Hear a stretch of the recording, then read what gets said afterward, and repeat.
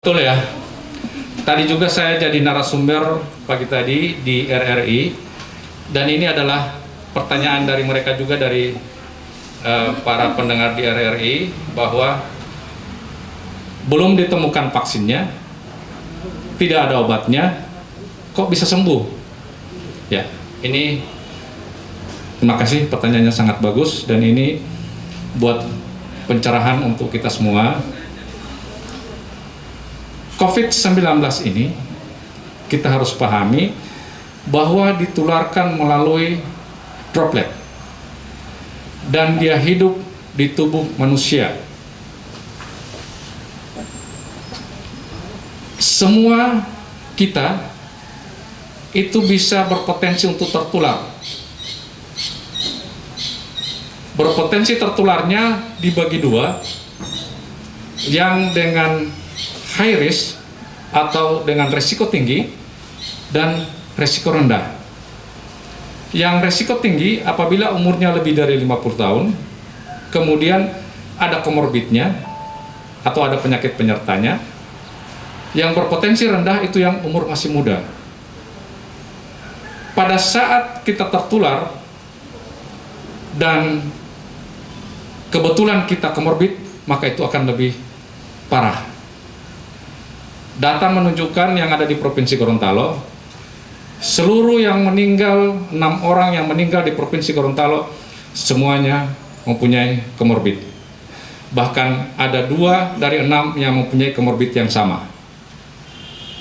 Ini yang perlu kita pahami pertama. Yang kedua, semua yang bergejala dirujuk ke rumah sakit rujukan. Dalam hal ini, rumah sakit rujukan kita yang ada di Provinsi Gorontalo berada di Alui Sabu. Insya Allah, minggu-minggu depan, insya Allah, Ainun akan menjadi rumah sakit rujukan lagi. Yang tidak bergejala, itu dikarantina baik mandiri maupun oleh Pemda masing-masing.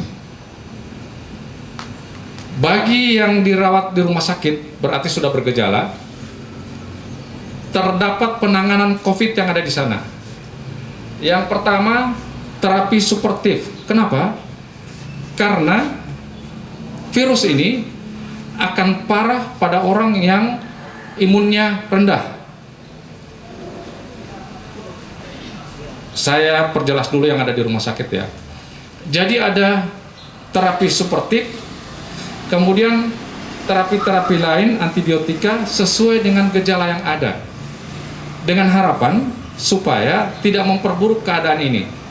Dan selama-selang waktu, diharapkan selama-selang waktu itu bisa negatif berturut-turut, dengan daya tahan tubuhnya meningkat untuk bisa mengalahkan virus corona yang ada di tubuhnya. Kenapa yang tidak ada gejala harus dikarantina? Tidak menutup kemungkinan virus ini menurunkan daya tahan tubuh dari yang sudah bersangkutan. Yang kedua, yang bersangkutan bisa menyebarkan, bisa menularkan kepada orang lain. Ini harus dikarantina. Kemudian di karantina itu juga diberikan terapi-terapi suportif sesuai dengan protokol yang ada di yang dikeluarkan oleh Kementerian Kesehatan Republik Indonesia. Ada di pedoman itu. Pembuktian bahwa dia sudah bebas, karena ini RT itu real time PCR.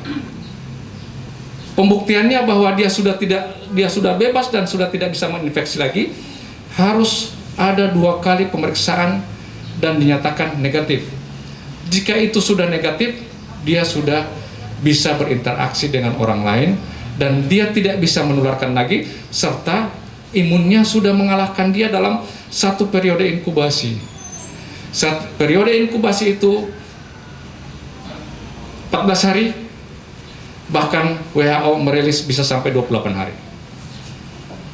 Cukup ya, saya lanjutkan. Tapi ini bagus ya.